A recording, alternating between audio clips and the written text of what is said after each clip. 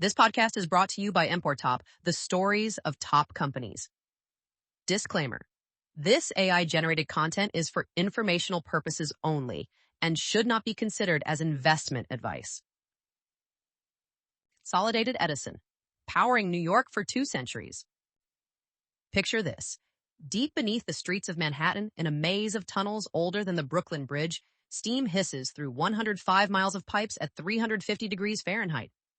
Above ground, 36,000 miles of underground electric cables, enough to circle the Earth 1.5 times, power everything from the New York Stock Exchange to the neon lights of Times Square. This is Consolidated Edison's empire, hidden in plain sight, the invisible foundation upon which the world's financial capital operates every single day. ConEd Edison isn't just another utility company. With a market cap of $38.64 billion and annual revenues of $16.15 billion, it's the longest continuously traded stock on the NYSE. Listed without interruption since 1824, before railroads crossed America, before the Civil War, before electricity itself was commercialized. Think about that. This company has been publicly traded longer than Procter & Gamble, longer than any bank, longer than any industrial giant you can name. But here's what's truly remarkable. ConEd Edison started as a gas lamp company in 1823, when New York's population was just 123,000 people clustered around the southern tip of Manhattan. The company that began by lighting street lamps with whale oil derivatives would eventually power the elevators that made skyscrapers possible, the subway system that moves millions daily, and the data centers that process trillions in financial transactions. It's a story of how infrastructure shapes destiny, how the pipes and wires beneath our feet determine what's possible above ground.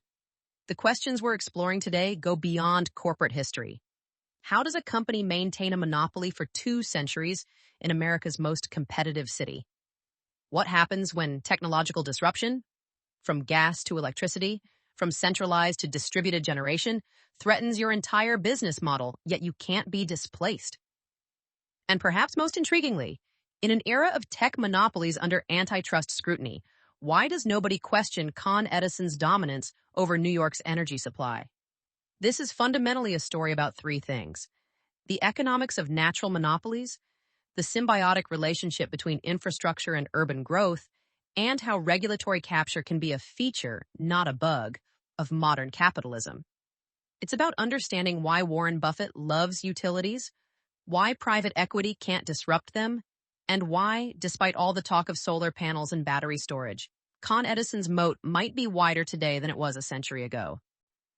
The gaslight flickered to life on Broadway for the first time in 1825, and New Yorkers gathered in wonder. Just 2 years after the New York Gas Light Company's incorporation on March the 23rd, 1823, by the 46th New York State Legislature, the miracle of artificial illumination had arrived. But not everyone was celebrating. Whale oil merchants watched their monopoly evaporate, and property owners worried these new gas pipes would explode and burn their buildings to the ground. The founding directors tell you everything about early American capitalism. Samuel Leggett wasn't just a banker. He controlled significant shipping interests and understood that extending business hours past sunset could double warehouse productivity. Henry Eckford, the Scottish-born naval architect who designed warships for the War of 1812, owned vast tracts of undeveloped Manhattan real estate that would quintuple in value once gas lines arrived. These weren't visionaries pursuing some abstract future. They were pragmatists who understood that controlling light meant controlling commerce. Gas illumination technology had only arrived in America in 1816, when Baltimore became the first city to install gas streetlights. The resistance in New York was fierce and visceral. Newspapers published accounts of gas explosions in London. Insurance companies threatened to cancel policies on buildings with gas fixtures. The city's powerful whale oil lobby funded pamphlets warning that manufactured gas would poison the air and cause mysterious diseases. One prominent physician claimed gas light would damage people's eyesight, leading to an epidemic of blindness. But economics always wins. A whale oil street lamp cost $1.50 per night to operate. Gas? 15 cents. For a city with ambitions of overtaking Philadelphia as America's commercial capital, the math was irresistible.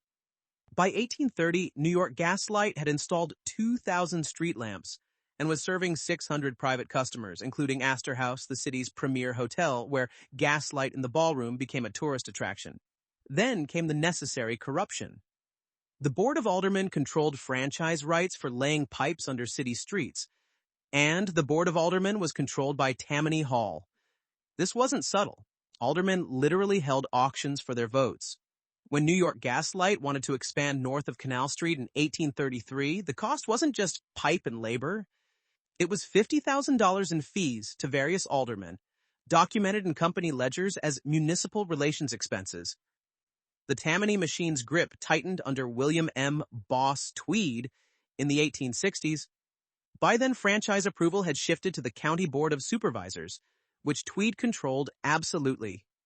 Tweed became a board member of the Harlem Gas Light Company, strategically positioning himself to profit from the gas industry's expansion. The price for a gas franchise wasn't measured in application fees. It was calculated in bribes, kickbacks, and political favors that would make modern lobbyists blush. By the 1870s, competition had created chaos. 6 major gas companies operated in Manhattan: New York Gas Light, Manhattan, Metropolitan, Municipal, Knickerbocker, and Harlem, each with its own network of pipes, its own territories, and its own gas house gangs. These weren't metaphorical gangs. When Manhattan Gas wanted to expand into New York Gas Light's territory, they'd send crews at night to dig up the competitors' pipes. The response? Armed guards protecting excavation sites. Police were useless. Each company had purchased its own precinct captains. The city streets became a battlefield of competing infrastructure. Property owners might find 3 different companies' pipes running under their buildings, each claiming exclusive rights. One contemporary observer noted that Broadway has been excavated so frequently that the street level has dropped 3 feet in 5 years. The inefficiency was staggering. By 1882, Manhattan had enough duplicate gas infrastructure to serve a city 3 times its size. This wasteful competition set the stage for what would become the Great Consolidation. The companies were bleeding money on redundant infrastructure and protection rackets. Meanwhile, a new threat loomed on the horizon. Something called electricity that a certain inventor named Edison was tinkering with downtown. The gas monopolies that had seemed invincible were about to face their first existential crisis. The meeting took place at 2 a.m. in the back room of Delmonico's restaurant on November 10, 1884. 6 men, representing the 6 competing gas companies of Manhattan, sat around a mahogany table with a single document, articles of incorporation for something called the Consolidated Gas Company of New York. The lawyer present later recalled that more guns than pens were visible at the signing. By dawn on November 11, 1884, New York's gas wars were officially over. The consolidation wasn't driven by vision or efficiency. It was pure exhaustion. The 6 companies, New York, Manhattan, Metropolitan, Municipal, Knickerbocker, and Harlem, had spent the previous decade in a destructive competition that enriched only the politicians and lawyers. By the mid-1860s, the Tweed Ring openly bought votes, encouraged judicial corruption, and extracted millions from city contracts, with gas franchises being particularly lucrative targets. After Tweed's fall in 1871, the corruption continued but became more sophisticated. Less outright bribery, more regulatory capture. The newly formed Consolidated Gas immediately controlled 80% of Manhattan's gas supply. The monopoly was so complete that the company didn't even pretend to compete. They divided Manhattan into districts, shut down redundant plants, and raised prices 30% within 6 months. When customers complained, the company's president famously responded, "They can burn candles if they prefer." But Consolidated Gas faced a more sophisticated challenge than angry customers: regulatory pushback that would reshape American capitalism. In 1886, New York State created the first Public Utilities Commission with rate-setting authority.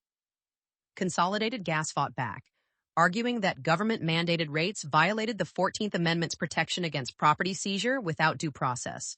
The case went all the way to the Supreme Court. The 1894 Supreme Court decision in Consolidated Gas Company v. New York became a landmark in regulatory law. The court ruled that while governments could regulate utilities, They couldn't set rates so low as to prevent a reasonable rate of return on investment. The court estimated Consolidated Gas's asset value at $56 million, establishing the principle of rate-based regulation that still governs utilities today. This was genius. Consolidated Gas had effectively gotten the Supreme Court to guarantee its profitability. The gas house gangs didn't disappear. They were institutionalized. Former street fighters became customer service representatives. The protection rackets became connection fees. The bribes to politicians became regulatory compliance costs that could be passed on to ratepayers. Consolidated Gas had discovered something profound. In a regulated monopoly, every cost, including corruption, becomes part of the rate base that customers must pay. By 1900, Consolidated Gas was the most powerful corporation in New York, more influential than the railroads, more essential than the banks. The company employed 10,000 people and had a market capitalization exceeding $100 million, roughly $3.5 billion today. Its board of directors read like a who's who of Gilded Age capitalism: Astors, Vanderbilts, and Morgans. But the company's executives weren't resting easy. Down on Pearl Street, in a small building near the financial district, Thomas Edison's electric company was running an experiment that would threaten everything Consolidated Gas had built. The age of gas was about to collide with the age of electricity. Thomas Edison stood in the basement of 250, 5257 Pearl Street on September 4th, 1882, his hand on a switch that would change the world. Above him, J.P. Morgan sat in his Wall Street office, waiting. At exactly 3 p.m., Edison threw the switch. In Morgan's office, 106 electric bulbs blazed to life. The banker reportedly stood up, applauded alone in his office, and immediately bought another 1,000 shares of Edison Electric Light Company stock.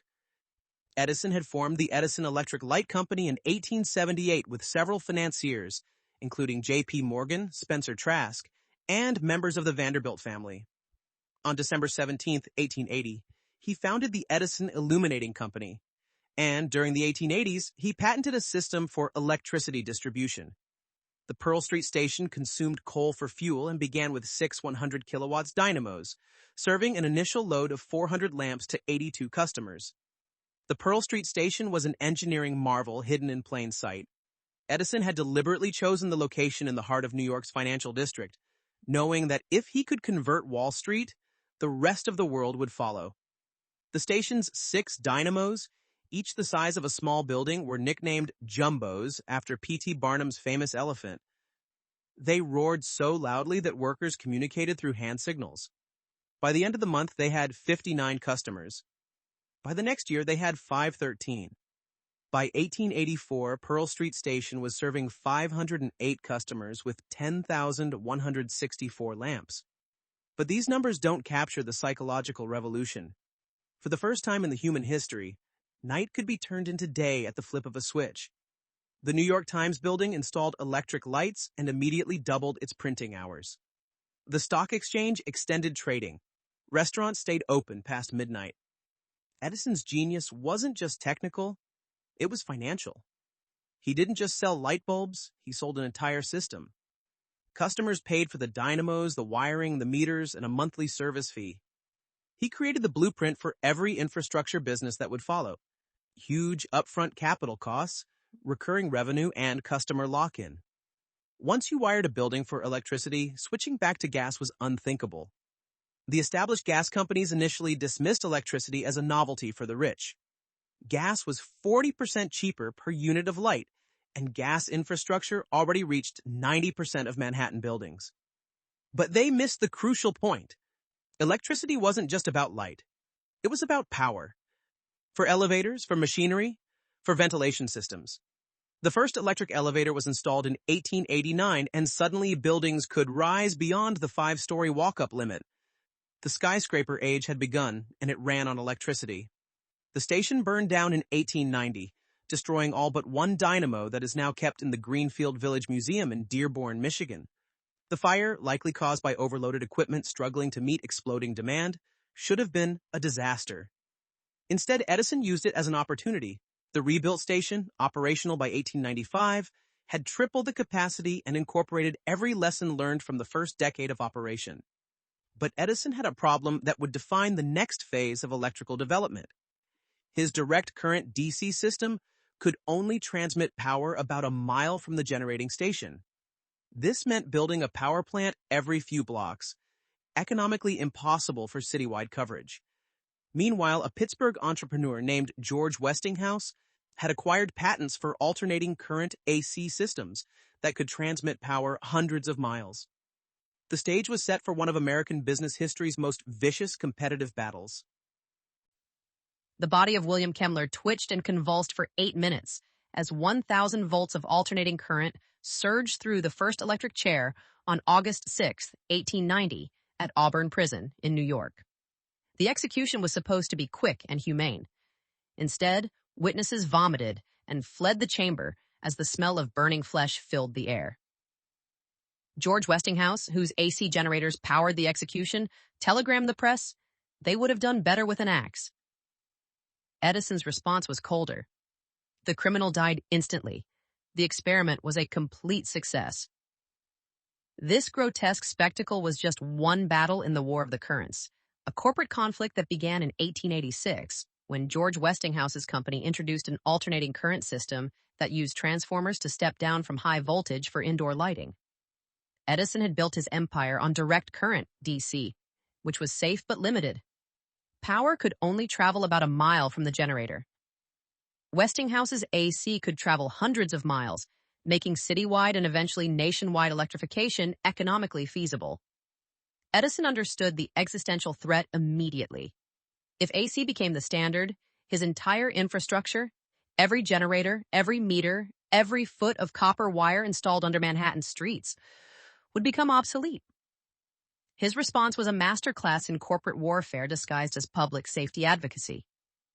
Edison secretly funded Harold P. Brown, who conducted public demonstrations electrocuting dogs, cats, and eventually an elephant named Topsy, though this occurred later, in 1903, to prove AC was a deadly menace. Edison decided to use spectacle to slander AC, including arranging for Topsy the elephant to be fed carrots laced with potassium cyanide and electrocuted with AC current, causing the elephant to die in less than a minute. The electric chair controversy was Edison's most cynical maneuver. He colluded with Thomson Houston Electric Company, Westinghouse's chief AC rival, to ensure the first electric chair used a Westinghouse AC generator. Edison's team secretly purchased the generators through third parties when Westinghouse refused to sell them directly. The goal was linguistic.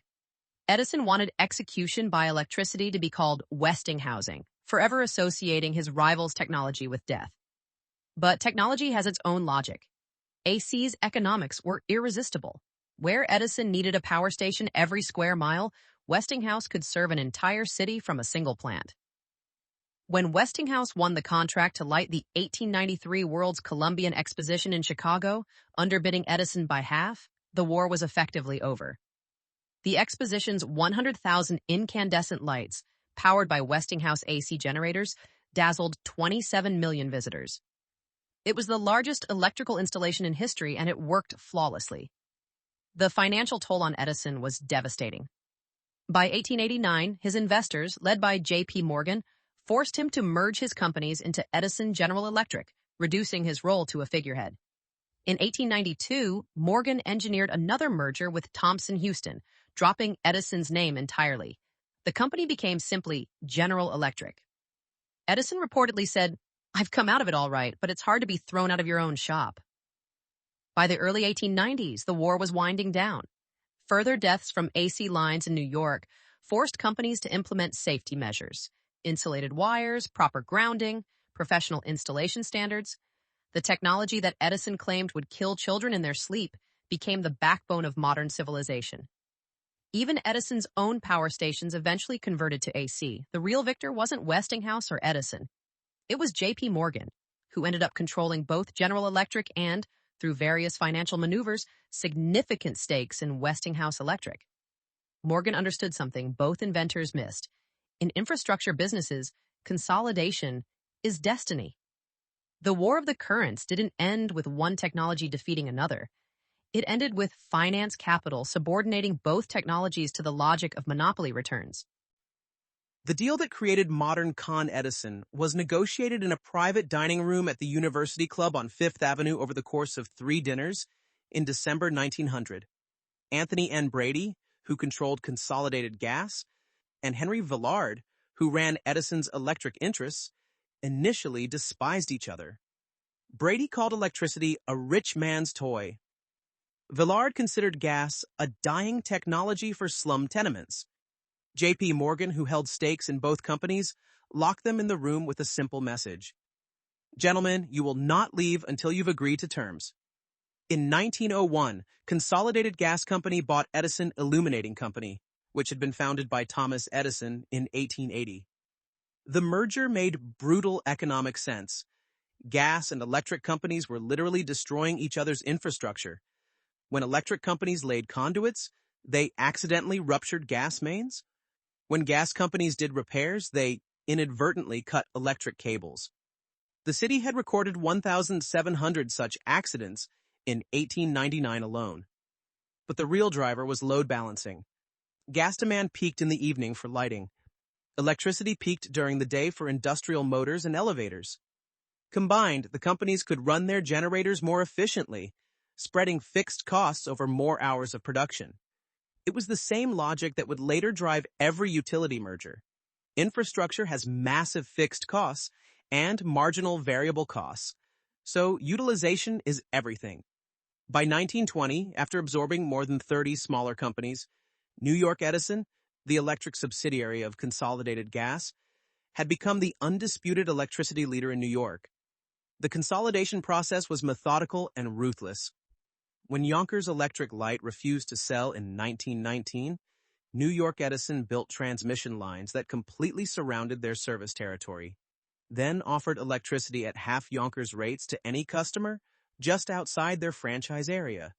Yonkers Electric sold within 6 months. The transformation of the company's identity was gradual but inevitable. By 1932, Consolidated Gas was the largest electrical utility in the world. Yet its name suggested it was still primarily a gas company. The irony was stark. The company supplied electricity to the Empire State Building, completed in 1931, the Chrysler Building, 1930, and Rockefeller Center, 1933, the very symbols of electrical modernity, yet operated under a 19th century gas company name. On February 18, 1936, an annual report revealed that roughly 75% of gross operating revenue came from electricity, leading to discussion about changing the company's name to better reflect its nature. The board meeting where the name change was debated lasted 7 hours. Old guard directors argued that Consolidated Gas had a century of brand equity. Younger members pointed out that customers literally didn't know the company sold electricity. The compromise was genius in its simplicity. Consolidated Edison Company of New York, keeping the consolidation theme while adding Edison's name, even though Edison himself had been forced out of the electricity business 40 years earlier. The newly christened Con Edison of 1936 was a behemoth.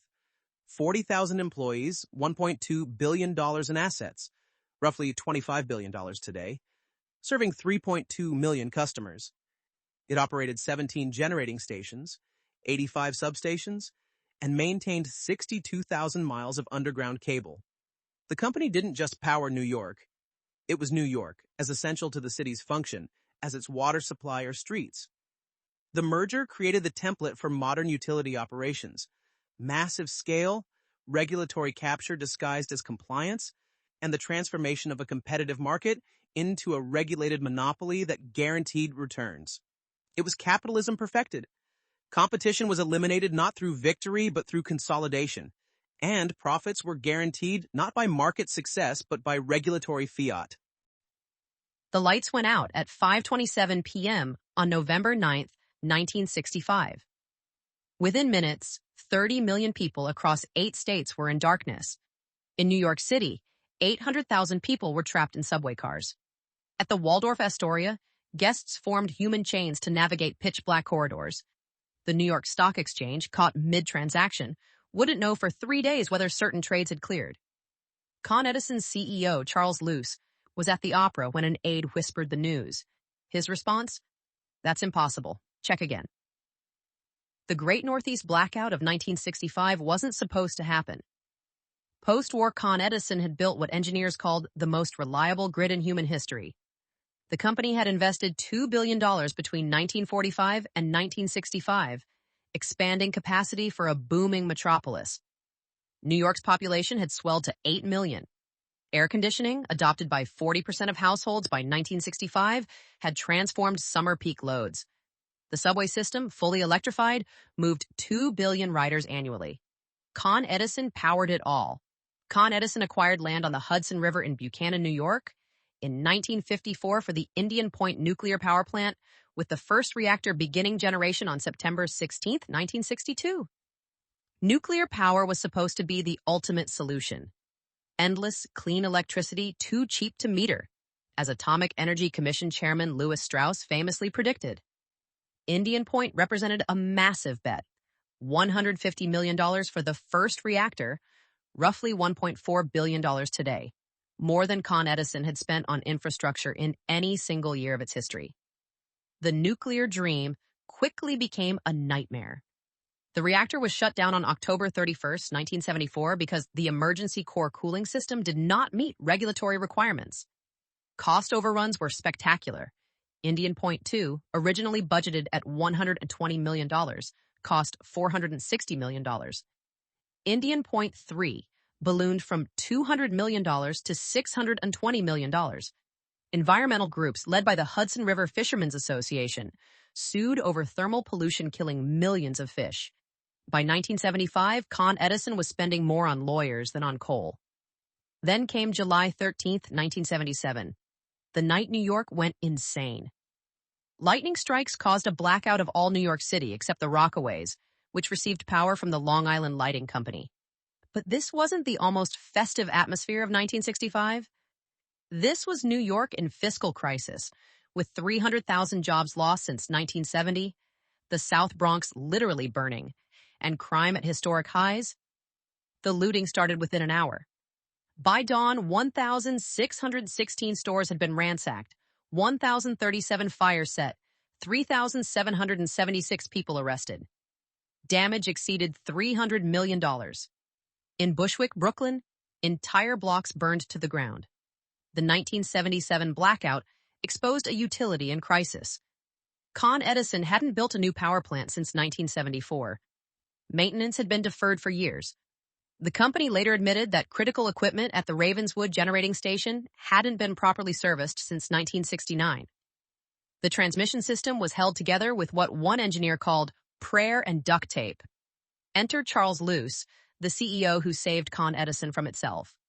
A former Undersecretary of the Interior, Luce understood that Con Edison's problem wasn't technical.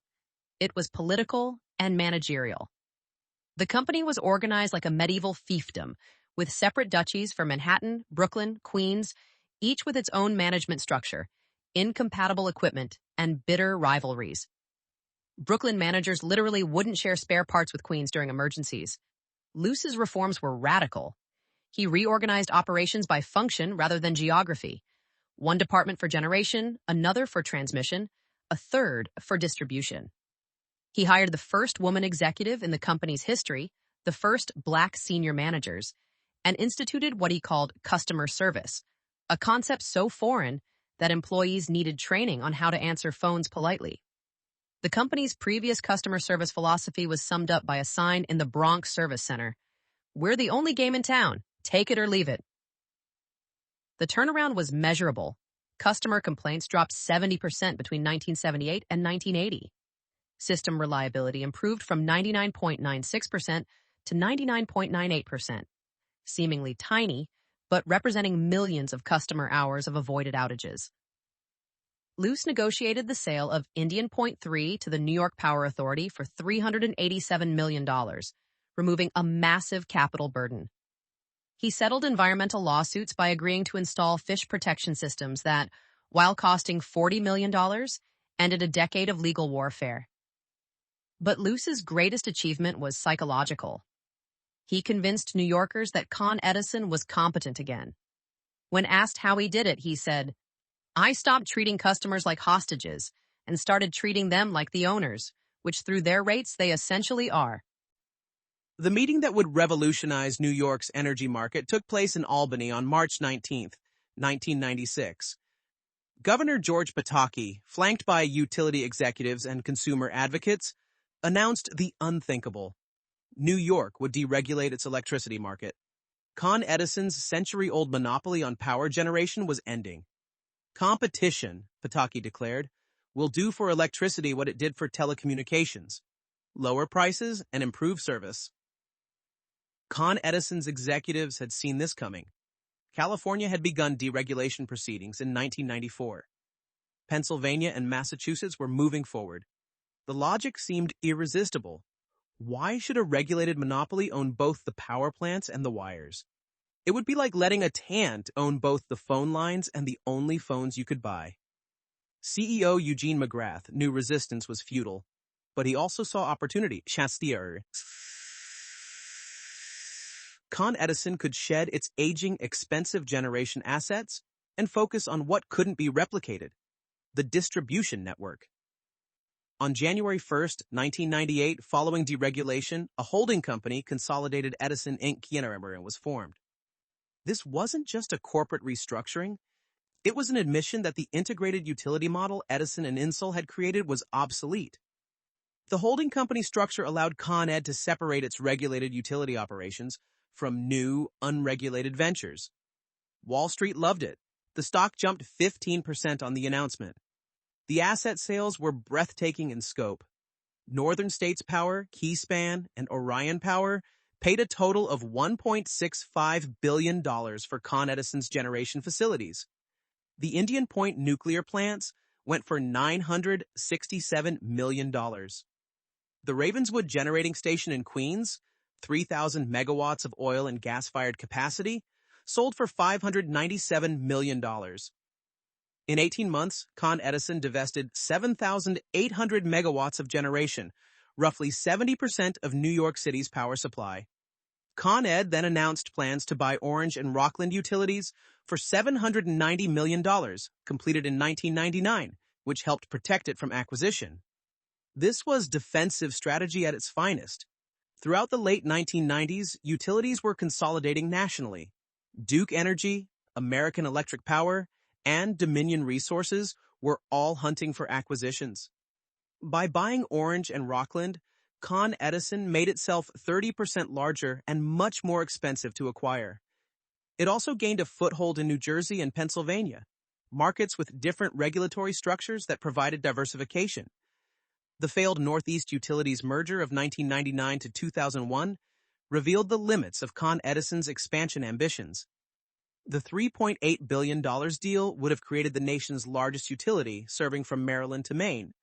But 9/11ths changed everything. The destruction of Con Edison's substations under the World Trade Center, the billion-dollar rebuilding cost, and regulatory concerns about a distracted management team killed the merger.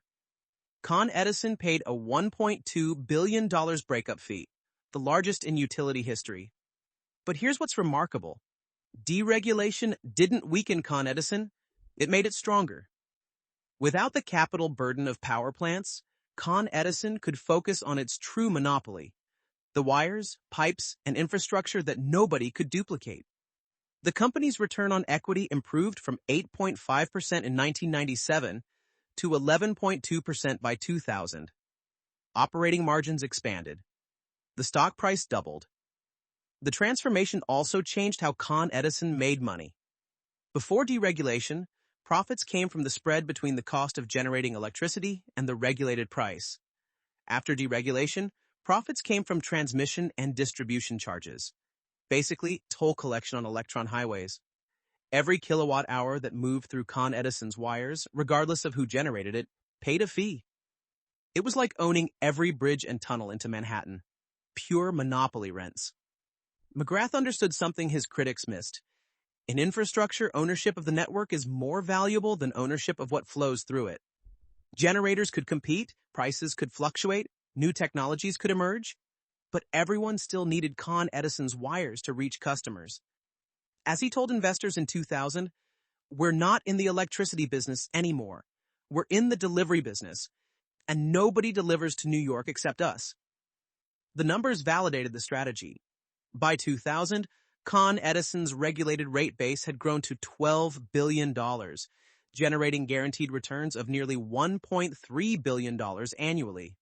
The company had transformed from an industrial operation, burning fuel to make power, into a financial operation, collecting fees for use of irreplaceable assets. It was the perfect business model for the 21st century, capital-intensive, competition-proof, and absolutely essential. The smoke hadn't cleared from ground zero when Con Edison crews descended into the ruins. 7 World Trade Center had collapsed directly onto Con Edison's primary Lower Manhattan substation, crushing transformers the size of school buses. 2 million gallons of oil from the station's cooling systems had leaked into the debris. The lights in the financial district, in buildings that survived, stayed on only because Con Edison engineers had manually rerouted power through century-old cables never designed for such loads, some dating back to Edison's era. Rebuilding Lower Manhattan's electrical infrastructure after 9/11 cost Con Edison $400 million. But the company learned something invaluable. Its grid was both more fragile and more resilient than anyone imagined. Fragile because a single building collapse could black out 20 square blocks. Resilient because engineers could reroute power through alternate pathways, some installed during the Great Depression. This paradox would define Con Edison's next chapter, modernizing ancient infrastructure while maintaining perfect reliability in an increasingly digital city. Hurricane Sandy in October 2012 provided the ultimate stress test. The storm surge reached 14 feet in Lower Manhattan, flooding 5 Con Edison substations and leaving 800,000 customers without power. The images were apocalyptic. Cars floating down Avenue C, water, cascading into subway tunnels, the lower half of Manhattan dark while Midtown blazed with light. But Con Edison had made a calculated decision. They preemptively shut down power to flood zones, preventing the kind of electrical fires and explosions that destroyed much of post-Katrina New Orleans. The post-Sandy transformation has been extraordinary. Con Edison has invested $1 billion specifically in storm hardening, submarine cables to connect Manhattan and Brooklyn, flood walls around critical substations, submersible transformers that can operate underwater. The company redesigned its entire network topology, creating microgrids that can isolate and self-power critical facilities like hospitals, even when the broader grid fails.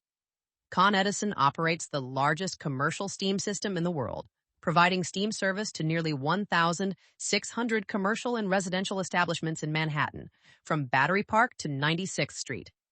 This steam system, often forgotten, reveals Con Edison's hidden value. The 105-mile network heats the Empire State Building, the United Nations, and most major Manhattan hospitals. It's irreplaceable. The cost to duplicate it would exceed $20 billion.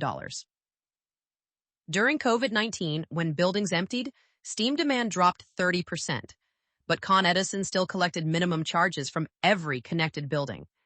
It's the perfect monopoly. Customers can't disconnect without spending millions on new boiler systems. Consolidated Edison Company of New York Inc. provides electric, gas, and steam service to more than 3 million customers in New York City and Westchester County, an area of 660 square miles with a population of nearly 9 million. These numbers underscore an operational complexity that's hard to fathom. On a typical August afternoon, Con Edison manages 13,000 megawatts of peak demand, enough to power entire countries. The company processes 62 billion cubic feet of natural gas annually. Every day, 370 million gallons of water flow through the steam system. The clean energy transition presents both an existential challenge and a massive opportunity.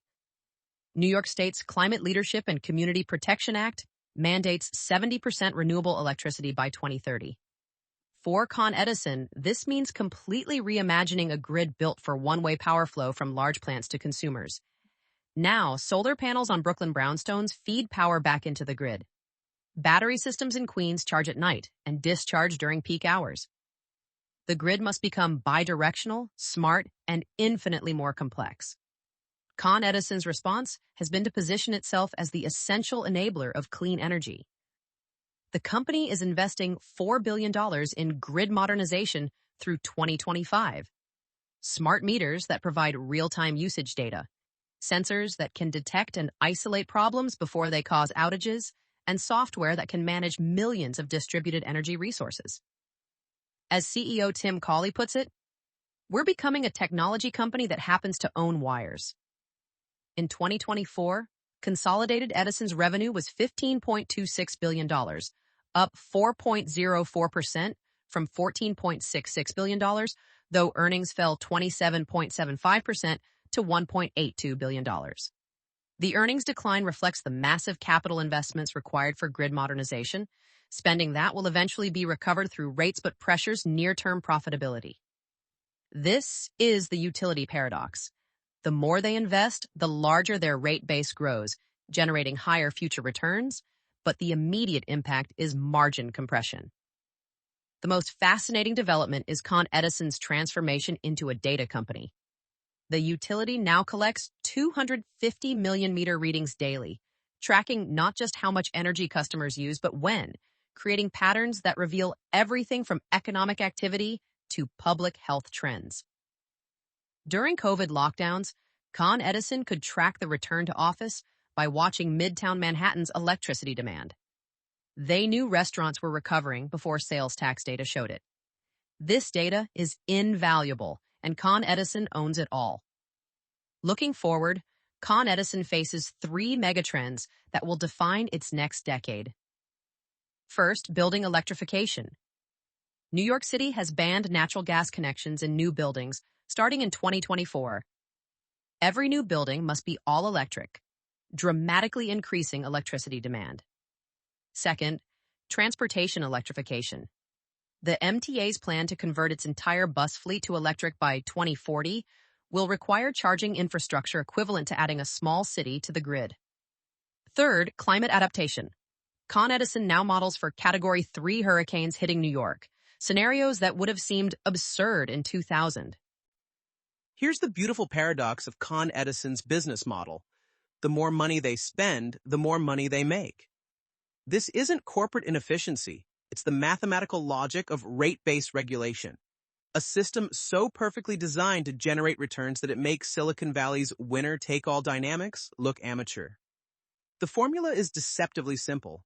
Con Edison's allowed revenue equals its operating costs plus a return on its rate base, the depreciated value of its capital investments.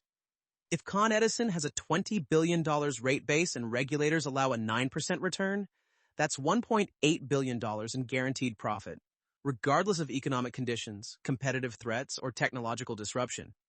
The only way to grow profits is to grow the rate base, which means spending more on infrastructure. It's a perpetual motion machine powered by capital expenditure. This creates perverse incentives that would horrify any MBA student. Why would Con Edison want to make its grid more efficient if efficiency means less capital investment? Why pursue cost-saving technologies when costs get passed through to customers anyway? The answer is they wouldn't, except that regulators require it. This dance between utility and regulator, each pretending to oppose the other while actually collaborating to grow the rate base, is what economists call regulatory capture. Though in utilities, it's more like regulatory symbiosis. The infrastructure moat is absolute. You cannot compete with Con Edison in New York City. It's not illegal. It's physically impossible. The right-of-way under Manhattan streets is fully utilized. There's no room for competing cables. Even if there were, the cost to duplicate Con Edison's infrastructure would exceed $100 billion. The payback period, assuming you could somehow steal all their customers, would be 40 years. No rational investor would attempt it. This isn't a moat. It's an ocean. But the real genius is the political economy. Con Edison employs 14,000 unionized workers in New York, voters who reliably support politicians who support Con Edison. The company pays $2.8 billion annually in property taxes, 9% of New York City's property tax revenue.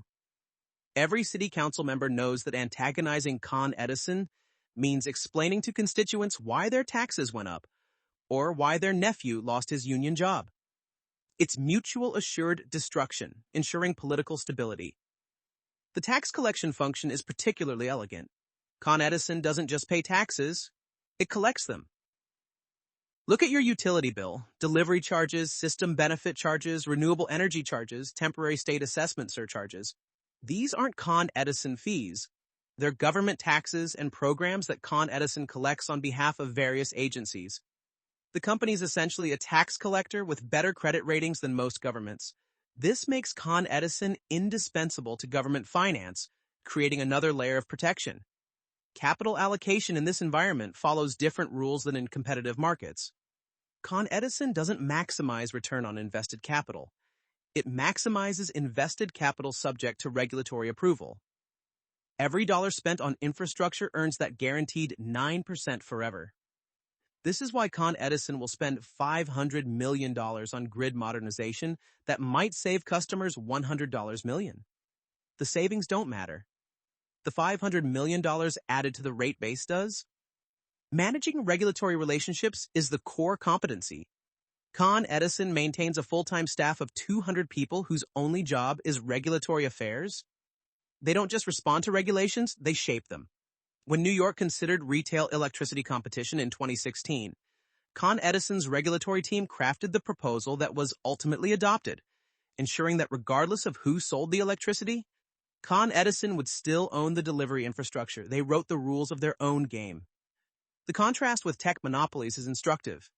Google or Facebook face constant antitrust scrutiny, consumer backlash, and competitive threats. Their monopolies depend on network effects that could theoretically reverse. Con Edison faces none of this. Nobody questions why one company controls all of New York's electricity distribution, because the alternative, competing infrastructure, would be insane. Imagine 3 sets of power lines on every street, 3 gas pipeline networks, 3 steam systems. The monopoly isn't a market failure. It's the only rational market structure. For investors, utilities like Con Edison offer something unique: predictable, inflation-protected returns with virtually no disruption risk. Warren Buffett owns $90 billion in utility assets precisely because he understands this dynamic. As he wrote to shareholders, society will forever need massive investments in both transportation and energy. It is in the self-interest of governments to treat capital providers in a manner that will ensure the continued flow of funds to essential projects, and it is in our self-interest to conduct our operations in a manner that earns the approval of our regulators and the people they represent. This is why private equity can't disrupt utilities. You can't financially engineer a better return when returns are regulated. You can't cut costs when costs are passed through. You can't create value through multiple expansion when multiples are determined by allowed returns. The utility model is immune to modern financial capitalism's favorite tricks. The lesson for infrastructure investors is profound. In essential services with natural monopoly characteristics, the regulatory framework is more important than the business operations. Con Edison doesn't win by being efficient or innovative. It wins by being necessary. In a world obsessed with disruption, there's enormous value in being undisruptible. The bull case for Con Edison writes itself in an era of electrification everything. New York City's building electrification mandate means every skyscraper converting from gas to electric heating, adding 3,000 megawatts of demand by 2040, a 25% increase. The MTA's electric bus conversion adds another 500 megawatts. Uber and Lyft electrifying their fleets by 2030, another 300 megawatts. Every climate policy is a demand driver for Con Edison's monopoly product. The infrastructure supercycle is even more compelling. The Infrastructure Investment and Jobs Act provides $65 billion for grid modernization, with New York getting $2.5 billion. But here's the kicker.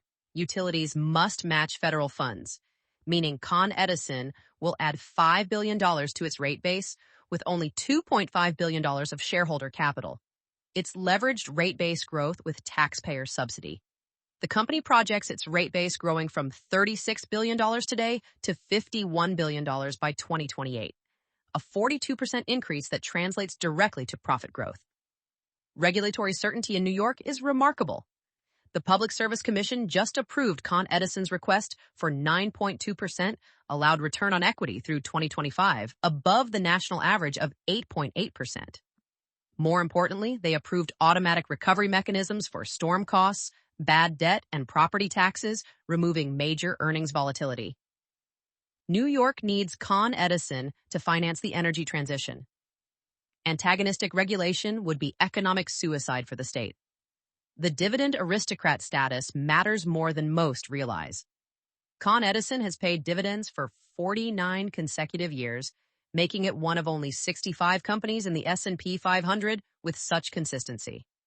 At the current $3.60 annual dividend and $111 stock price, that's a 3.2% yield. Not spectacular, but with 4% annual dividend growth, total returns approach 7 to 8% with minimal risk. For pension funds and retirees, Con Edison is a bond substitute with inflation protection. But the bear case has teeth. Capital intensity is crushing. Con Edison will spend $20 billion over the next 5 years just to maintain and moderately grow its system. That's $4 billion annually in a business generating $16 billion in revenue. Free cash flow after dividends is consistently negative, meaning Con Edison must constantly access capital markets. Rising interest rates directly impact profitability since utilities are essentially leveraged plays on the spread between allowed returns and borrowing costs. Climate risks are existential and accelerating.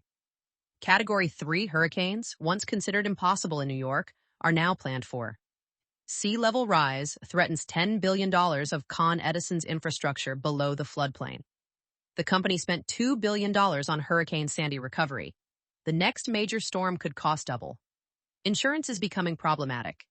Con Edison increasingly self-insures, adding volatility to earnings. The distributed generation threat is real but overstated. Yes, rooftop solar reduces demand, but it increases grid complexity, requiring more investment in smart grid technology. Battery storage could theoretically allow buildings to disconnect from the grid, but the economics don't work. A Manhattan office building would need $50 million in batteries to go off-grid, versus paying Con Edison $500,000 annually. The grid isn't disappearing. It's becoming more valuable as the platform enabling distributed resources. With a market cap of $38.64 billion and the stock trading at $111.44 per share, representing 346,711,639 outstanding shares, Con Edison trades at compelling valuations. At 2.5x book value and 18x forward earnings, it's neither cheap nor expensive. It's fairly valued for a regulated utility with 5 to 7% rate-based growth. The EV/EBITDA multiple of 11x reflects the capital intensity, but also the earnings stability. The competitive positioning is unassailable. National Grid operates in parts of New York, but focuses on gas distribution. Public Service Enterprise Group operates in New Jersey, but can't enter Con Edison's territory. The only theoretical competitor is municipalization, New York City taking over the utility. But the $50+ billion acquisition cost makes this political fantasy. Con Edison's monopoly is more secure than any tech platform's dominance. ESG considerations are transformative. Con Edison is the enabler of New York's net zero ambitions. Every electric vehicle charged, every heat pump installed, every distributed solar panel connected, all require Con Edison's grid. The company has committed to net zero by 2040, investing $8 billion in renewable interconnection. For ESG-focused investors, Con Edison is a climate solution, not a climate problem. The energy transition investment case is the most compelling long-term driver. Electrification of everything, transport, heating, cooking, industrial processes, means electricity growing from 20% of total energy consumption to potentially 50% by 2050. In New York, where Con Edison has monopoly distribution rights, this is pure demand growth flowing directly to the bottom line through rate-based expansion. For fundamental investors, Con Edison offers something rare, a business model that actually benefits from the problems it faces. Climate change requires grid hardening, rate-based growth. Distributed generation requires grid modernization, rate-based growth.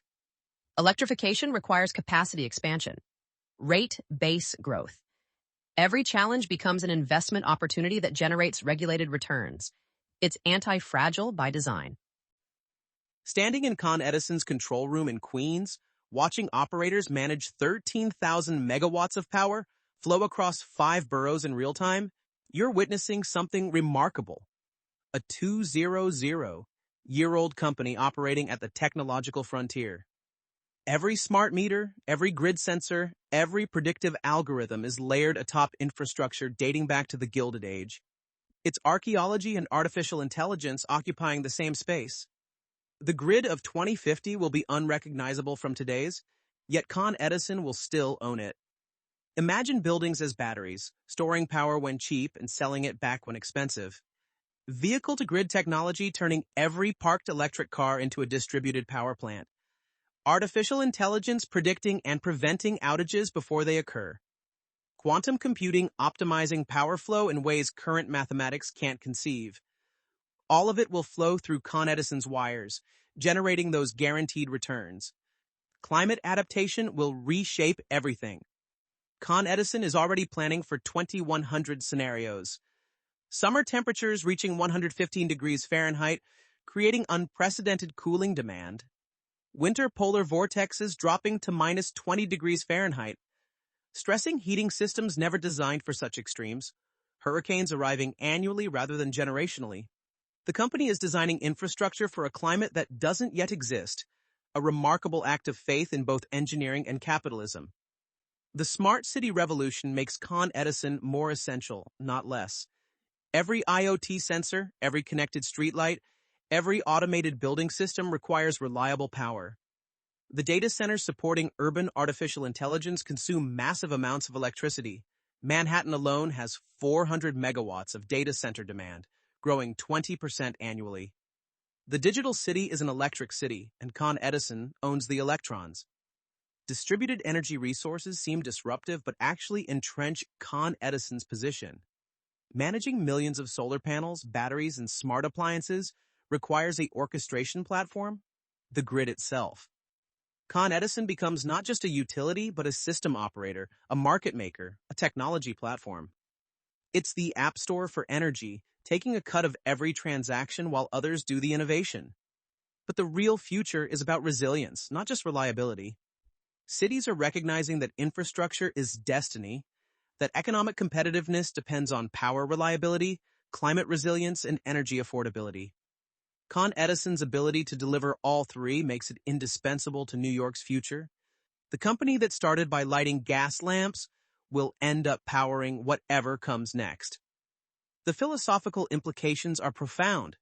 Con Edison represents a different model of capitalism, one where returns come not from innovation or efficiency, but from stewardship of essential infrastructure. It's almost medieval in its stability, a hereditary monopoly passing from generation to generation, collecting rents from an unchanging territory. Yet it's also radically modern, constantly rebuilding itself while maintaining perfect continuity of service. What does the next 200 years look like? Con Edison will still be here, that much is certain. The company has survived 2 world wars, the Great Depression, the 1970s fiscal crisis, 9/11s, Hurricane Sandy, and COVID-19. It has transitioned from whale oil to gas to electricity, and will transition again to whatever energy form the 22nd century demands. The infrastructure will evolve, the technology will transform, but the monopoly will endure. There's a plaque at 257 Pearl Street, where Edison's first power station stood. It reads, "Here began the electric age." But that's only half right. The electric age didn't begin with generation. It began with distribution, with the wires and systems that made electricity useful. Con Edison owns those wires, and in owning them, owns a piece of civilization itself. As long as New York needs power, Con Edison will deliver it, collecting its regulated return, indifferent to disruption, essential to everything. The company that began in 1823 lighting streets with gas will likely still exist in 2223, powering technologies we can't imagine through infrastructure we're building today. That's not just a business model, or it's a form of institutional immortality. In a world where the average S&P 500 company lasts 20 years, Con Edison has lasted 200 and is planning for 200 more. It's the ultimate infrastructure play, betting on the permanence of New York City and the perpetual human need for power. This podcast is brought to you by Empor.top, the stories of top companies. Disclaimer: this AI-generated content is for informational purposes only and should not be considered as investment advice.